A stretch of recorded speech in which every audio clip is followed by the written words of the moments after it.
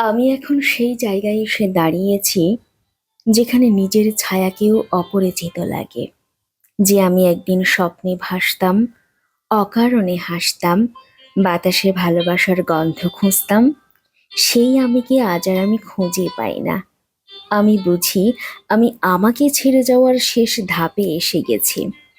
এটা কোনো দার্শনিক উপলব্ধি নয়, এটা আমার নিজের জীবন, আমার ব্যর্থতা, আমার ক্লান্তি, আমার হারিয়ে যাওয়ার স্বপ্নের পাহাড়। প্রতিদিন একটু একটু করে নিজেকে বদলে নিতে নিতে আজ এমন এক জায়গায় এসেছি যেখানে আয়নার সামনে দাঁড়িয়ে আমি নিজেকে চিনতে পারি না।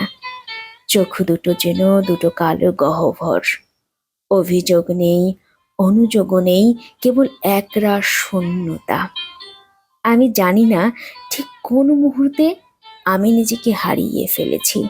হয়তো তখন, যখন নিজের ভালোবাসার কথা চেপে গিয়েছিলাম, কিংবা তখন যখন বারবার আপোস করে গেছি এমন কিছুতে যা আমি ছিলাম না।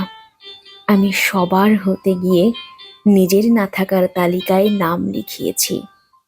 এখন এই শেষ ধাপে এসে আমার মনে হয় নিজেকে ছেড়ে দিলে একটা শান্তি আসবে, এক ধরনের নিস্তব্ধতা, যেখানে আর কিছু প্রমাণ করতে হবে না, আর কিছু বাঁচিয়ে রাখতে হবে না।